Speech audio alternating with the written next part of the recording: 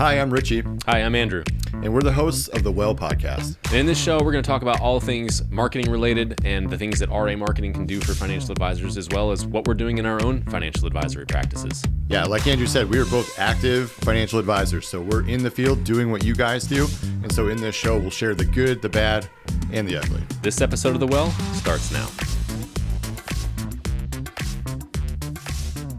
All right, well, welcome to season 4. This is episode 1. In this episode, we'll do kind of a review of 2025, and then, I don't know, like a look forward to 2026. Yeah. What did we do this year? What are we going to do next year? What's Right. the plan anyway? Because the plans are ever evolving and Ever evolving. fluid, but What worked, what didn't, how we're changing basically for the upcoming year. That's right.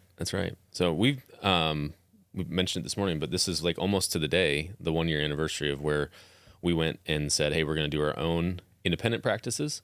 And so we've got a full calendar year under our belt now. Yep. Really, I mean, you're not doing any more marketing this year. I don't think, neither am I.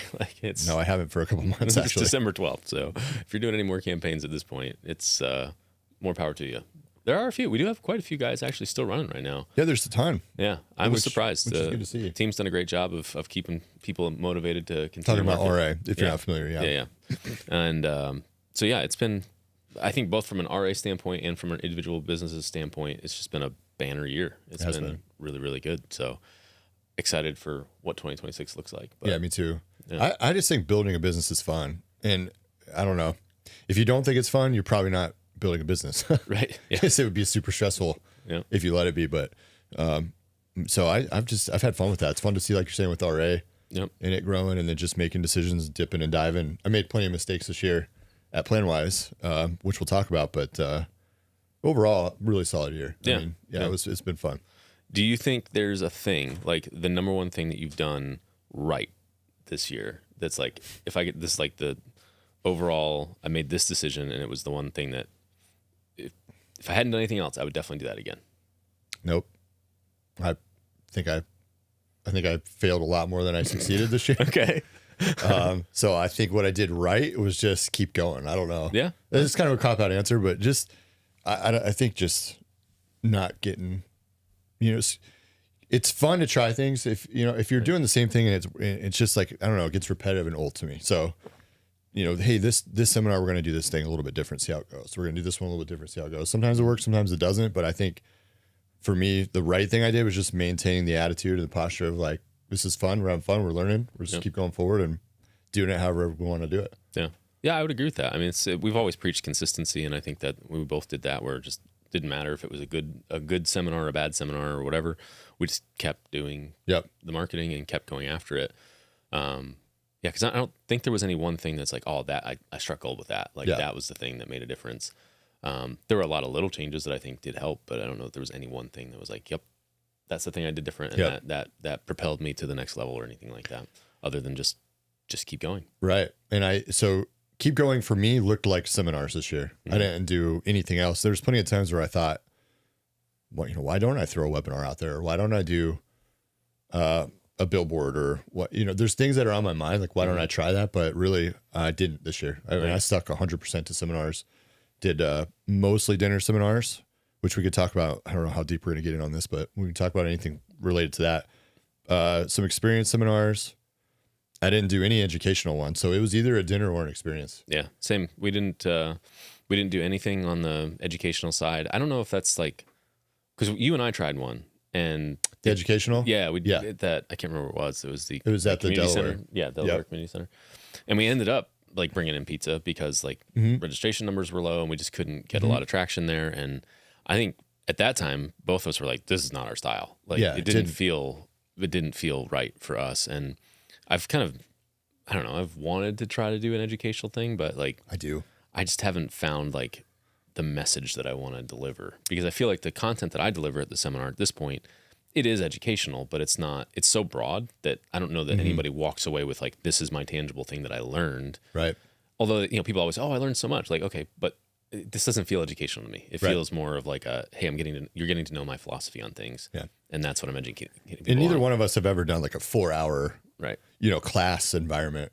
Like that's just not really. So we're trying to, how much can you educate in a 45-minute show? mean, you can, and they'll walk away with like nuggets, like you're saying, but you're not like teaching them the ins and the outs of something Right. in that format. But I'm the same way. I'm definitely, well, I don't want to get into 2026. We'll circle back to it. I'm definitely doing educational there though. Okay. Yeah. I think if I was going to do educational, I think I'd have to like pare down what I talk about dramatically from like 4 or 5 things to like, we're focusing on estate planning. Like I'm doing an educational workshop on estate planning. Yep.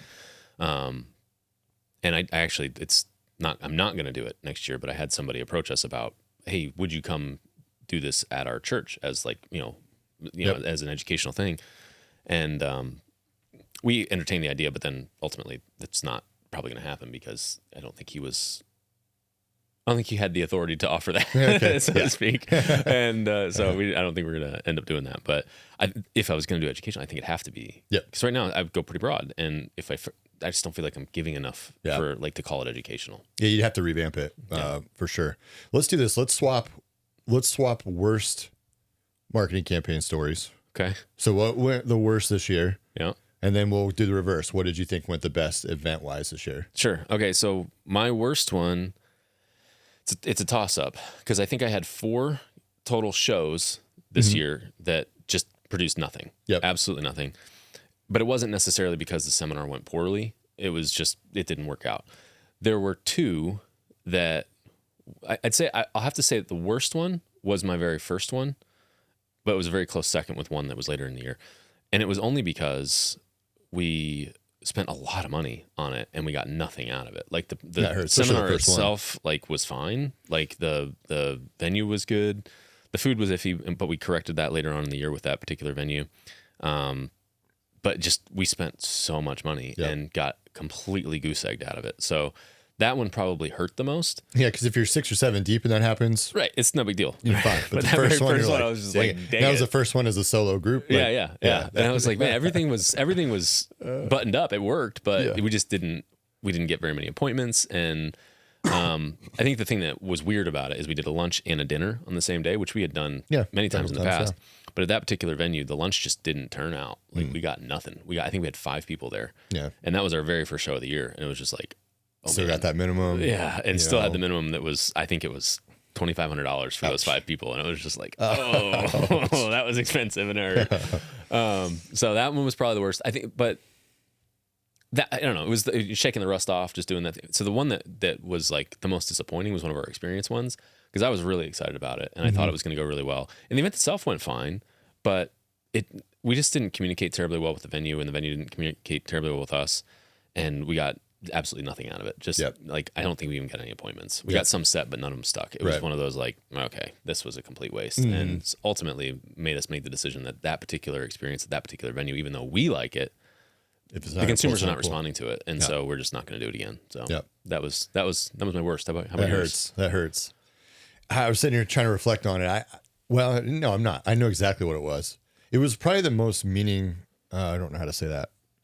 I didn't expect a lot out of it. It was, so what happens is I work out at Lifetime Gym, which I did. I actually just gave it up for a different gym and a Y membership because the kids are in basketball. Anyways, that's not the point. Point is, I worked out at the gym and there was a 55 plus kind of like group called Aurora that meets there. Great people. Like the lady that does it is a Christian, and she had cancer and just battled back and was completely healed of that. Actually, amazing story. Went into the doctor and got the scan. She's got the full cancer, like pretty bad stuff. Goes back like 2 weeks later, completely gone. So she shares that story. She's a great lady. So I was talking to her in the cafe, and she said, what do you do? I start telling her, financial advisor, that's what I do. She goes, oh, well, that's our community. I said, I know, these are my people. Like, I noticed you guys. This is who I would hang out with. She goes, okay, well, why don't we do some sort of event? That'd be cool. So I end up saying, yeah, we do, dinners, or we do candles, or we do this stuff. Well, candles really stuck out to her. As soon as I said that, she was like, oh, like candles, what is that? I said, oh yeah, we go and we build candles and do that for an hour. And then we do, a presentation, whatever. So she's like, well, let's do that. It'd be awesome. And I said, okay, yeah, candles are on us. We'll pay for it. Just have people come. So she marketed the campaign through the gym. She sent, an email to everybody that was 55 plus. And, she started to get some people saying, yeah, let's go. And I told her, just make sure they're interested in retirement planning. We're not going to do a full thing. I wasn't trying to do an hour, show. But it was marketed as a ladies only. thing. And anyways, long story short, we show up. There's 10 ladies there. So I'm like, okay, I didn't pay for those 10 ladies. Like, I did pay for the candles. No big deal. This is pretty cool. We get in there, we do the candles, and the presentation. Dude, just like these ladies they did not care what I had to say.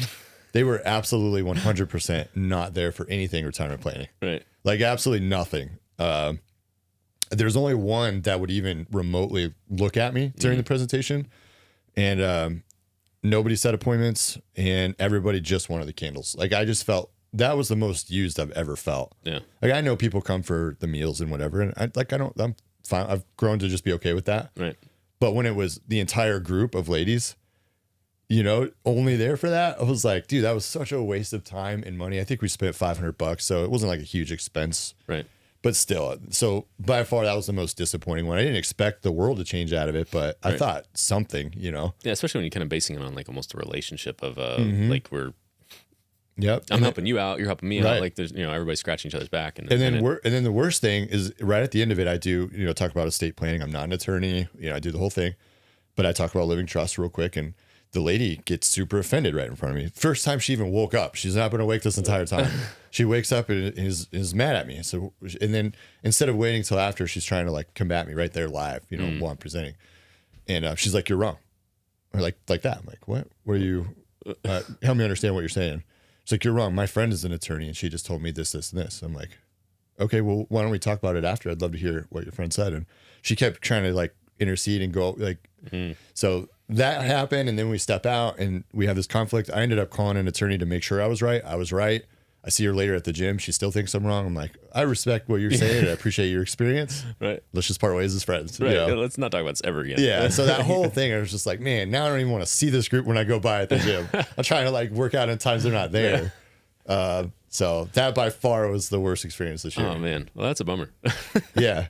Because you that was the one I would assume anyway that like you're going into it kind of with a little bit of anticipation, like, hey, this feels like I don't know, you're helping them, and it could be a cool partnership. Absolutely could. Yeah, and I wear my plain white shirt when I work out and stuff like that. I just thought like this could be good. Lifetime Gym is like an elite gym. I mean, it's like several $100s a month to go there. People that go there are kind of in our perfect demographic, right? And I just thought, man, this could really turn into something. This is cool, and it totally just bombed. So that wasn't fun. That's a bummer. Yep. What about your best one of the year? What was? Oh man, I don't know. Best one? Shoot, I don't know. Well, I guess when you said that, my best one goes to when I made the switch from. We've talked about this on prior episodes for sure. When I made the switch from running everything to just being the presenter. Because when I feel like, and we'll talk about this when we go into 2026, because I'm revamping everything all over again. But when I made that switch from, I'm there, I'm helping people check in, I'm sitting them down, I'm talking to them, I'm doing all this stuff. Then I present, then I stay and I eat and I talk with them. That was just stressful to me. I just did not, it's just a personality thing. It just didn't mix well with me. So when we made the switch to, I'm not going to do anything. The team's going to get them all checked in and seating. And then I come in, I present. And then when I'm done presenting, the moment I'm done, I leave. The team does everything, gathers appointments, and does that. When that happened, things really turned around. We also saw a lot more households we were able to help. To me, that was a much better mix. So I would say that was probably the best thing we did this year. Okay, cool. Yeah, I don't have like a process thing that was my best. I think what was the most impactful to me is the warm reception we received in some of the more rural communities to the east of Indianapolis, which I had somewhat anticipated, but I didn't anticipate it to the level at which it worked. There's a little town called Morristown, Indiana, which is not far from where we're sitting right now, but it would have just been way too far for when we were working up in the north side of Indianapolis. But that community is just full of such good people, and they're underserved, quite frankly. And it's to my benefit that they're underserved because I'm the only person in that area doing it, right? Other than maybe like an Edward Jones guy or something like that, they're not real competitive from an investment option standpoint or from a service standpoint. So it makes it very simple to come in and improve people's situation. Like probably the second or third time we ran there,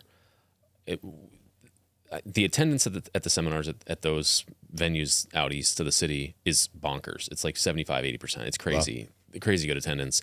the people that say they're coming come, the people that, you know, say they're not coming don't come. You know, it's really great.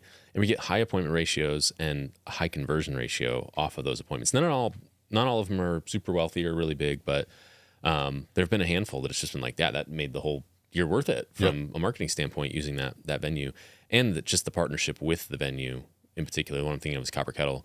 Like they're such good people. That's good. And that helps a lot. Some of their staff are, you know, what you'd expect, and some of them are just dialed in and really, really good. And I was talking to the owner the last time we were there, and I was just like, I'm just so grateful for you and your team. He's like, and we're grateful for you guys because, you know, coming in here and you know, it's a pretty big ticket on a Tuesday night that, you know, we don't normally see. Right. And so it's been a fun partnership with them, and really looking forward to making sure we do that again in 26 multiple times. There's something to what you're saying, because our number one city by far was Cicero this year, which it's a little smaller town. It's a much smaller town. I mean, it's like north of all the big cities, about, I don't know, 40 minutes from the office north. But by far that was the best ROI city. So I don't know if maybe the smaller, like you're saying, maybe they're just underserved enough. I think it is. I mean, there's like, less saturation. Yeah. You know, there's less competitive, I don't know, noise going on. Yeah. And I think sometimes too, they see people coming from Carmel or coming from the big city as interlopers, right? And so if you're just swinging in, you gotta, once you establish a presence in those smaller communities, I think they start to see you as a part of their community, which is really valuable. So this is what makes me nervous. I'm not transitioning to 2026 yet, but just when you're picking out venues, it's kind of hard, man. Yeah. Yeah, because it's like I want to go try, you know, such and such place. Great. You know, but if it flops or it's not a good city, you know, it's $5,000 down the tubes. Yeah. So how many $5,000 down the tube tests do you want to do to start the year? Right. Same thing with educational. I want to try that, but you know, I feel like I'll probably do a mailer, more like $7,000-8,000 down the tubes if that doesn't work. Right. So, you know, it's like when you find a city, you want to go back there. Yeah. Which, you know, hopefully you have found, it sounds like, and everybody listening, you've got at least one or two venues you know will work. And then just make sure you sprinkle in like other ones. But that's easier said than done a lot of times. Yeah, this won't surprise you at all. We already have our entire 2026 scheduled. Well, what? I know, shocking. Shocking. Just finished that up actually Tuesday. And what we decided is we're going to go with what we know for most of the year, but we are going to try one or two new ones, just totally new ones. And it's honestly, it's totally personal. Like I have a goal of like, hey, this is what we want to accomplish in 2026 in terms of like some personal things that we're trying to finish. And I know that if we just do what we've done in 2025, we'll get done. And so I'm not looking to take a big risk of trying a bunch of new stuff. We are trying a couple new things in 2026 that are not small, but it's like, we're just, as far as seminars are concerned, we're only really trying one or two new things. And we're cutting the thing. We studied what we did in 2025, and we're cutting. Like, hey, if that didn't work, like I talked about that one experience seminar that we did it 3 or 4 times, and it was a lot of fun. But we got one client out of it, and she's a good one, but that was it. And that was, I'll call that one luck. I mean, quite honestly, the rest of them were, we spent a lot of money and time and didn't get anything out of it. So even though we really enjoyed it, from like hey, this is what we liked. Doesn't matter. The consumer didn't respond, so we're cutting it. So you had to. I think looking back at 2025, kind of, and going forward to 2026, kind of what you said, like test some new stuff, but be willing to cut the things that didn't work. It's kind of where I am with Stone Creek, because it's been a staple. It was a staple for us. Yeah, it's a staple now. We didn't do Zionsville at all last year, at all. Never even went up there once. But anyway, there's a Stone Creek in Zionsville. There's one in Noblesville, so we did the Noblesville one, but. Thinking about cutting it, I don't know, man, because people show up and it's such a perfect restaurant. I mean, first floor room, it's private. They do a really good job. Food's good. Like ambiance, everything's good. But I only get like one person a seminar out of it, one or two maybe, which I know pays for itself. But when you have other ones that you're getting 5 or 6 out of, like I can't justify that anymore. Yeah. Even though I really like it, it's close to home. It's perfect. Like it's a perfect location. Right. Also, I went up. So in my building, there's Northwest Mutual's on the top floor. Yeah. They pretty much own the entire 4th floor. And he invites me up there, the director of it, whatever.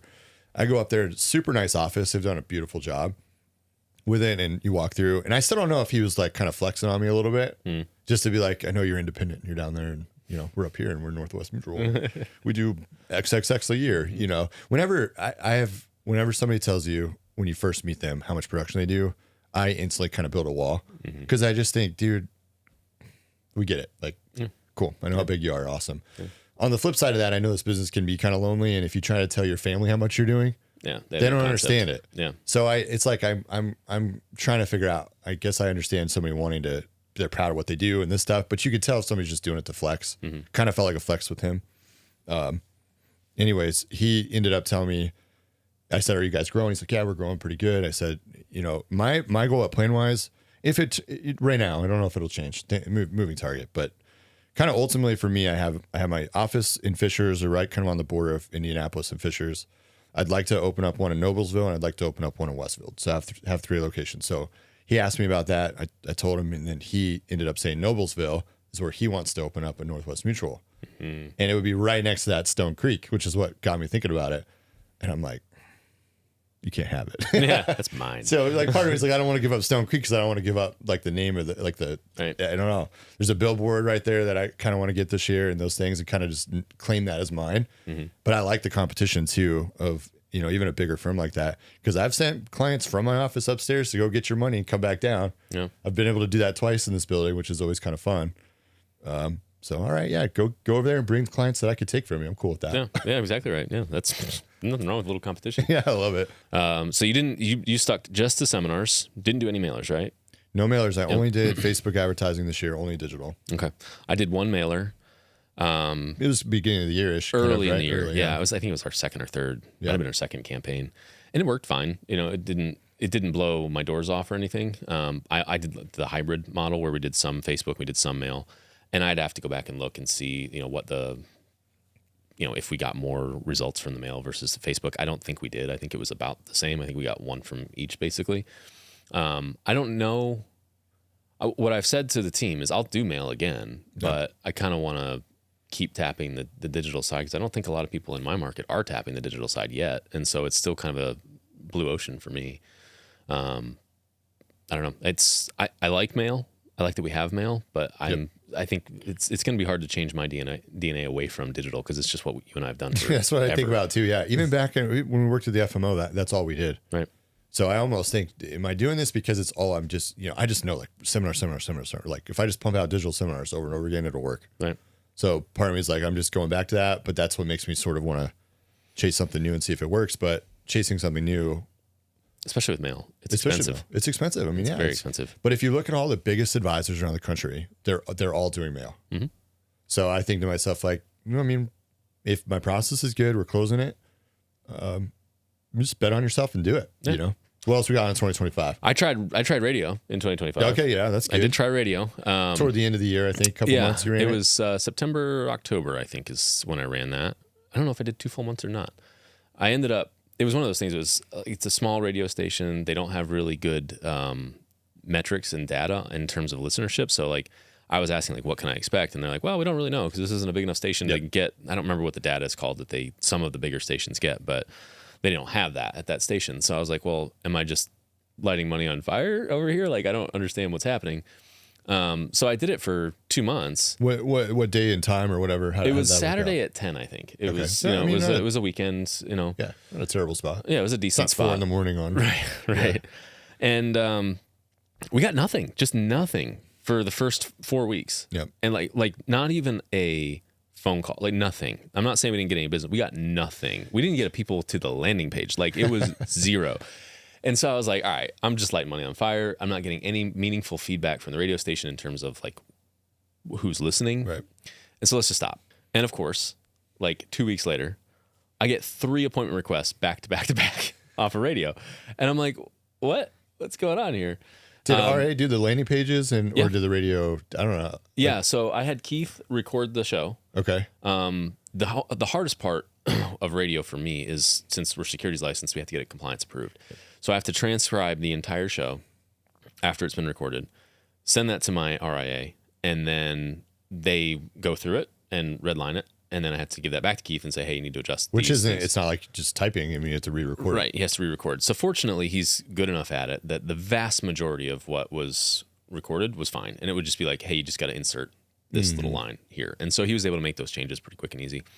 And honestly, that's like we talked about AI in the last episode. that's been the biggest time saver for radio, because I can just say, hey, transcribe this episode, and it just spits it out. All right, move, fix the grammar, make it more readable. Right. And so then I send that to the RIA, and it makes it much simpler. But anyway, so we ended up getting 3 appointment requests, and it's kind of like, honestly, like a seminar appointment request. If you get 10 appointment requests, how many of those are actually going to stick? Well, maybe 6 or 7, right? Maybe 8 if you have a really good process.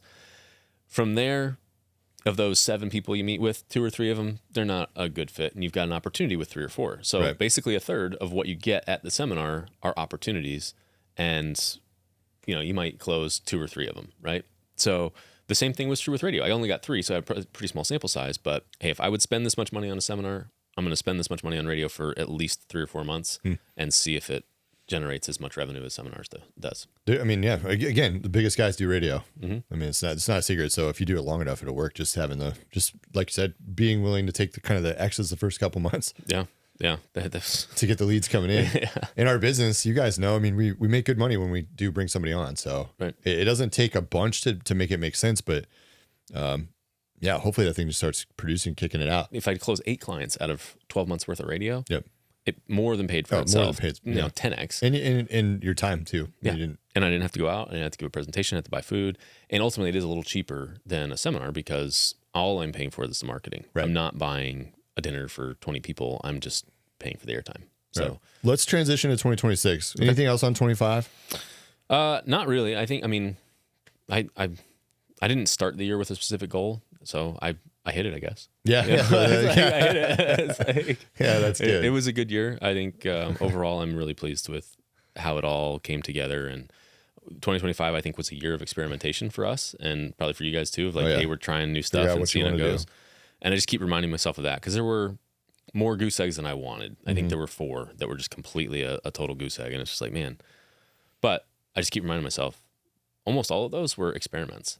Like that very first one, that's why I said it was the worst one, wasn't an experiment. I knew what we were doing, and it just didn't work. It's not a goose egg. It's experience and a step forward, right? Yep. So I'm hoping that we can shave off some of those goose eggs for next year and just have a good year. But 2025 was great. If we can do it again in 2026, I'm happy as a clam. Except we're going to start talking about 2026, and we haven't really done that yet. I think we kind of have been. We're weaving it in. We're weaving it in. We're going to leave it to the video magic. That's right. If you guys could edit this correctly to make it. Take the chunks that were 2026 specific and 2025 specific and just... So you're doing radio in 2026. I'm doing radio in 2026. I'm also doing seminars in 2026. What I'm doing a little different with seminars in 2026 is I'm not doing as many. So last year I had a total, I think I counted up 21 total shows, which was, I think it was 15 campaigns is what we did in 2025. Right. We are doing 10 total campaigns.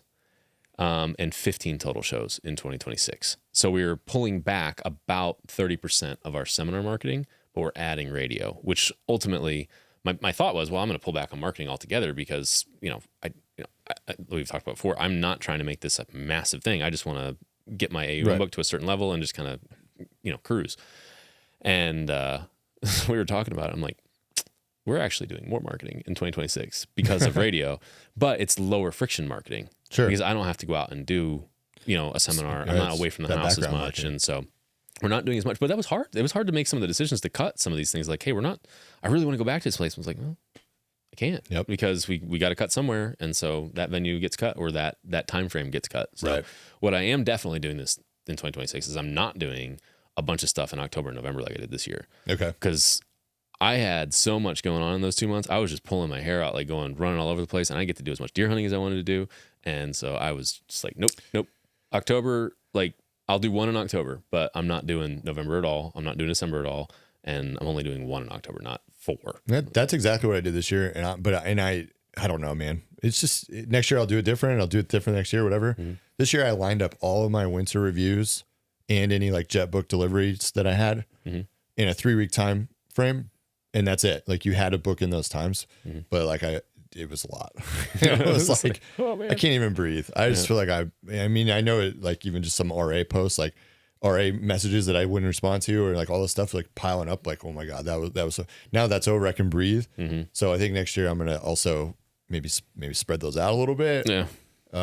Also, if you have to do, a Roth conversion or something like that in December, you're back up against the wall. So that wasn't smart. Yep. So I think really last week of October, second week in November is when I'm going to try to do those next year. But that's a change I'll make too. Yeah.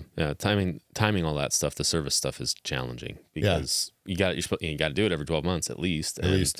There's a handful of clients that I've kind of moved to more of like a quarterly or a biannual type thing. I like those better. And that gives you a little bit more wiggle room because like legally you have to do it annually. But if I just did one 3 months ago, it's like, I know your annual anniversary is coming up, but we don't actually have to do it for another 3 months. And that's made things a little bit more breathable. Yeah. You don't have to come into the office for those, but I want to at least every 6 months is so much easier. Yeah. Especially with AI and the note taking, all that stuff. It just makes it like so much better. Yeah. Do you have any that I have one that I meet with monthly, and it's just 99% of the conversation is just personal catch up stuff. Yep. But then we always, spend 5 or 10 minutes talking about what she's got going on. Do you have anybody like that? Have you set up a process like that? There's a handful of them. Yeah. There's no official process. It's just like mostly texting. Hey, what's going on? Mm-hmm. And moving forward, I just can't do that. Like, it's just not going to, but I will say the 3 that do it, there's only one that is like, okay, we just, we just met. We just did this and it's a big account. I have to like go through everything. And that one's kind of like, okay. But the other 2, it's mostly, they just want to hear my voice, which going into 2026, the thing I did not do this year at all was database marketing in any way. I'm so bad at like, so 2026, we've written it down. I've already got the cadence. Like, I'm absolutely doing that. So, clients are going to get these emails, prospects are going to get these emails. And it's just happening because, dude, I paid for Snappy Kraken this year. Mm-hmm. No, look, I know it. I'm not saying anything negative about Snappy Kraken because I do think they're a wonderful company, and I think that advisors use them. Just for me, this is a total waste of money. Yeah. And you have to sign a year commitment. You can't get out of it. Yep. So paying $400 a month that I sent one email out of it. Oh man, yeah. It's just because it was a $5,000 email. Yeah, content is great, but it's not my content. It doesn't. I'm trying to build a pretty specific brand of like plan wise and what that means. The first class jet book retirement, all this stuff. Mm-hmm. They're not going to talk about that at all. Right. So I have to spend time rebuilding everything, doing it didn't make any sense. So, I would think for $5,000, you could probably hire somebody to just create 12 months worth of email content around your brand. Yeah, that's true. That's true. Yeah. I don't think you can use that for everything, but absolutely on emails. Yeah, well, and you can have it create and then you can refine it. What's the guy, Jeff? I don't know the author, Jeff something, with a G. He wrote a book on AI, and it's the CRIT method. So CRIT, context, role, interview, task. You surround that with asterisks, and then you answer each thing underneath it, and it just helps the AI actually know what you're doing. And it interviews you as the interview part. It asks you questions so it knows what you want it to do, and it does it. So most of the time, if I want something really specific, I don't want just a AI email. Right. I'll do like that style, and it pumps out like the perfect stuff. You don't even have to pay anybody. It takes 10 minutes. Yeah, that's nice. Yeah. I have not tried that. What I generally do with emails is I write the email that I want to write, and then I say, okay, make it better. Make this better, please. Yeah, I've done that too. Yeah, because it's my emails, as you know, can turn into books. Yeah, but sometimes it's good to just write it all down. And my AI has learned me well enough to say, you're doing what you do again. So let's shorten this up a bit. So the last big thing that I'll say for 2026 is I'm changing the seminar show again. Yeah. Yep. I want it to be more of a like a speaker, like you would go and hear a speaker speak, more than a seminar type feel where I have 97 slides and I'm doing it. So really, literally going to go down to like no slides. I'm going to have 2 paper, big, huge pads of paper. I'm going to have some buckets. I'm going to have some props that I bring over and show it. It's going to be much more interactive, much more like presentation-y, like speakery. Yeah. Still going to do the same. I'm not coming in until it's my turn. And as soon as I'm done, I'm leaving. Still going to do that style, but moving to more of that, hopefully, like dynamic presenter style versus the 97 slides that I usually do. So that's exciting. Yeah, totally different. Curious to hear how it goes. I mean, there's some guys that I talk to, they can't stand the PowerPoint thing. And they do exactly what you're describing. It's a freewheel. Like, was it Scott, I think, that was talking about that's how he presents? I think so. Yeah. Oh, he does. Yeah, he has his kind of an workbook, outline. but he doesn't. Yeah. But he doesn't do the slideshow thing. Yeah, I've trimmed mine back quite a bit. It's like I keep finding like I'm hiding that slide because I just would get distracted by them. That's right, and I would be leaning on them too much. And I'm a little nervous because I did always get the front half of the seminar, take it or leave it. Right. Like really nothing. It really was the last third where I would get people's attention, and I would see it every single time. I'd see them flip over and be like, "Oh man," because I would kind of weave in some numbers, and you would see like, a Roth strategy, or you would see how to Irma, like you would just like see it, and I could always see that light go off in their head, and then we'd get the appointment to go. Mm-hmm. So I know it works, but I also know that front 2/3 was take it or leave it. Right. So I think for that reason, I'm like, I'm gonna try something new. If it doesn't work, you want like a case study model then, or are you gonna be telling just a bunch of stories? How's that gonna go? It's gonna be focused on taxes. Okay. And it's more storytelling style. Mm-hmm. Yeah. Things to look out for: storytelling, a little bit of strategy, definitely, obviously with showing a Roth and what that does for the taxes and all that kind of thing. Having a pretty good introduction, about a 5 to 10 minute introduction before I come on, coming on for 45 minutes, and then leaving. Cool. So yeah, I like it. Yeah, it's a little bit of a test because I'm not a great speaker. I'm an okay speaker, but I think I could be great with more years. Yeah, that's what I'm going for. Just having fun with it. But we'll try it for a couple. If it doesn't go good, probably run the old seminar a couple times, revamp it, run the new one. So yeah, it's always good to have a successful model that you can fall back on. Yep. When you're trying something new. So yep. Cool. All right, you got your first 12 seminars booked at this point? No, actually 10, but they're all in the spring. Yeah. Okay. Yeah. Do you have a plan? You're gonna do one in January? You're gonna wait 2 a month. 2 a month. Okay. Two one event. Yeah. So no lunch or dinner, no whatever, just 2 1 events per month. Okay. Through May. Yeah. And then reassess June, July. Probably do a lot of the client review stuff June, July. Yeah. Hit it in the fall. Yep. Take off the winter. Cool. Yeah. I mean, that's similar cadence. We're going to be hot and heavy, so to speak, if you will. I think the first one's January 20th or something like that. Mm-hmm. And then we're going to do, 2 in February, 2 in March. I think 1 in April. I don't know if we're doing May or not. I have to go back and look. We might be taking May off because of our vacation we do every year. But then like 1 June, 1 July, 1 August, 1 or 2, 1 in September, 1 in October, and done. Yep. So I think we're going down to the 1 a month. Okay. But some of those will be 2s because a couple of the venues that we use for dinners, like it just is easier to do that. It's cost effective. Like you pay almost as much for a single as you do for a double. So it's like, I'll just do a Tuesday and a Thursday or a Monday and a Tuesday. Mondays, surprisingly, we've done that a handful of times now. It works really well. I know. We always preached against it for years. Yep. And Mondays works really well. That's the other thing. It's like, I want to try Monday. We want to try a Saturday. We're going to do a Saturday before Valentine's Day. Ooh, I'm not doing Saturdays. We're going to try it. Let me know how it goes. Yeah. I've had a couple people ask for Saturday appointments. I'm like, nope. And like, I feel like if I do a Saturday seminar, I have to give them Saturday appointments, and I just don't want to. See, I'm moving away from that too. The other thing is, if it's a 6 o'clock seminar, we're closing the doors at 6. Yeah. Like if they show up late, we'll buy you dinner. You can sit out in the main room, but you're not coming in. Like I'm closing the doors at 6. We're doing that. I'm done with that. I don't like this straggling. We're not starting 20 minutes late. We're starting at 6. Yeah. So that's going to be on the confirmation pages and in the calls. I want people to take it seriously because if they take it seriously, I think I can win them over a lot easier. Yeah. I think you set that tone. Yeah. And if you're lackadaisical about that's exactly right. I think of course I'm still growing. I want business, no doubt. But at the same time, I'm comfortable. Like if I don't get it, I'm fine. Right. So I want to make sure I'm doing it my way, and we're going to grow that way. So I think it's the way to go. That's the way to go. I'm probably not going to be quite that bold just yet. I don't know. Yeah. I think some of I don't know, the smaller venues in the smaller towns though, we haven't had that much of a problem. Usually when we're starting late now, it's not the attendees' fault. It's the staff. It's like, trying to get everybody's orders in or whatever. We've been really pleased with we haven't had as many people showing up. Like, there's some. And they're always the same people. I know, that's why. Yeah, that's exactly why. Well, too bad. I mean, it's a good call. We appreciate you. You can eat out here. We'll pay for it, but you're not coming in. Yep. Done. Yep. That's the other thing is we have to move the meals to the end of the presentation again. Yeah. Because of the style of it. I really like serving them meals during this year. I thought that went that worked well for us. Yeah. There was only one time where it was like kind of a distraction. And but otherwise I really like that change. Yeah. There's always something and you kind of have to maneuver around it, but it breaks up the but so we're gonna have to wait till after now with the new style. So I'm excited about it, but we'll see. Yeah. Well, it was a good year. We'll report back and Let you know how it goes. Yeah, we'll report back in this year when you see this. Yeah, that's right. That's right. The 2025 was great. 2026 will be even better.